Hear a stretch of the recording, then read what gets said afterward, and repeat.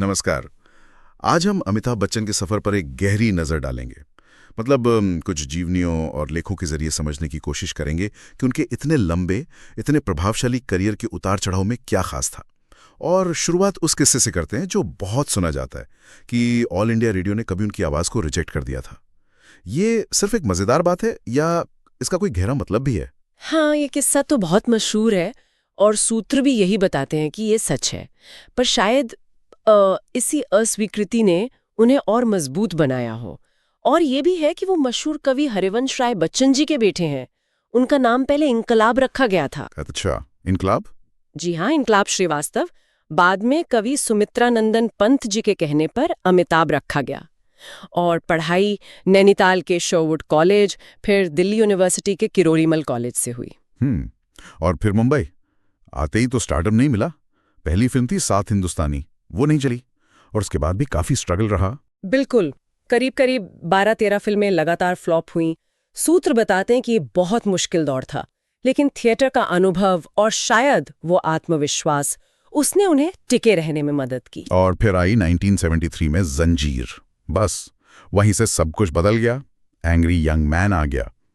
ये सिर्फ एक हिट किरदार था या उस समय के समाज का कोई अक्स था इसमें? मेरे ख्याल से ये सिर्फ किरदार नहीं था। सूत्र भी यही कहते हैं, वो जो इंस्पेक्टर विजय का गुस्सा था ना, वो उस दौर के नौजवानों की फ्रस्ट्रेशन, बेरोजगारी, सिस्टम से नाराजगी, उससे कहीं ना कहीं जुड़ गया। हाँ। सलीम जावेद की राइटिंग जबरदस्त थी, प्रकाश मेहरा का डायरेक्शन भी, पर बच्चन साहब की वो इंटेंसिटी, वो आवाज, उसने जान डाल दी उसमें। इसीलिए वो इतना चला। सही बात है। और फिर तो 70s 80s वो पूरा दौर ही उनका था। दीवार, शोले, क्या क्या नहीं, अमर अकबर एंथनी, डॉन, त्रिशूल, ओफ। हाँ, एक के बाद एक हिट्स। लेकिन इसी दौरान 1982 में वो कुली वाला हादसा हुआ। वो कितना सीरियस था? सूत्रों के हिसाब से उसका असर क्या पड़ा? सिर्फ फिजिकल चोट थी या कुछ और भी? चोट तो जानलेवा थी ही।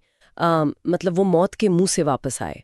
लेकिन सूत्र ये भी बताते हैं कि उस हादसे के बाद पूरे देश ने जैसे उनके लिए दुआएं की, वो अभूतपूर्व था। हाँ, वो तो याद है। उसने ये दिखा दिया कि वो सिर्फ स्क्रीन के हीरो नहीं हैं, लोग उनसे दिली तौर पर जुड़े हुए हैं। ये उनके स्टारडम से भी बड़ी बात थी शायद। फिर बीच में राजनीति का भी एक चैप्टर आया। 84 से 87 तक राजीव गांधी जी के कहने पर सांसद बने। जी, इलाहाबाद से, पर जल्दी छोड़ भी दी। क्यों? सूत्र क्या कहते हैं? सिर्फ बोफोर्स वाला मामला था? सूत्र बताते हैं कि बोफोर्स विवाद ने उन्हें दुख जरूर पहुंचाया, लेकिन शायद उन्हें राजनीति का माहौल, वो कल्चर, वो रास नहीं आया। उन्हें लगा कि एक्टिंग ही उनकी जगह है। और फिर 90s का वो दौर आया जब उनकी कंपनी ABCL वो बुरी तरह फेल हो गई। वो कर्ज में डूब गए, घर तक बिकने की नौबत आ गई थी सुनाए। ये कैसे हुआ? क्या सिर्फ गलत फैसले थे? सूत्र बताते हैं कि ये कई चीजों का मिला-जुला असर था। मतलब नए बिजनेस में अनुभव की कमी, शायद जरूरत से ज्यादा तेजी से फैलने की कोशिश, कुछ रणनीतिक गलतियां और उस वक्त का बदलता हुआ इकोनॉमिक माहौल भी। ये शायद उनकी जिंदगी का सबसे मुश्किल दौर था। वाकई। लेकिन फिर जो वापसी हुई वो कमाल है। साल 2000, कौन बनेगा करोड़पति, KBC, उसने तो जैसे सब कुछ बदल दिया। बिल्कुल। KBC सिर्फ पैसों की तंगी दूर करने का जरिया नहीं बना, उसने उन्हें सीधे लोगों के घरों तक पहुंचा दिया, एक बिल्कुल नई पहचान दी। हाँ, वो छोटे पर्दे पर आना बड़ा कदम था उस वक्त उनके जैसे स्टार के लिए। हाँ, सूत्र बताते हैं कि शुरू में थोड़ी हिचक थी उन्हें भी, पर फिर उन्होंने इसे पूरी तरह अपनाया। और ये उनकी खूबी है, वक्त के साथ बदलना। और फिर फिल्मों में भी सेकंड इनिंग जबरदस्त रही। मोहब्बतें, ब्लैक, बागबान, पाप, पीकू, पिंक, मतलब एक्टर के तौर पर भी वो और निखर कर आए। जी बिल्कुल, और उन्हें सम्मान भी बहुत मिले, पद्मश्री, पद्म भूषण, पद्म विभूषण और दादा साहेब फाल्के अवार्ड भी। तो इतने उतार चढ़ाव के बाद भी इतने लंबे समय तक टिके रहने का राज क्या है? सूत्र क्या, निचोड़ क्या निकालते हैं? देखिए, सूत्र कई बातें कहते हैं।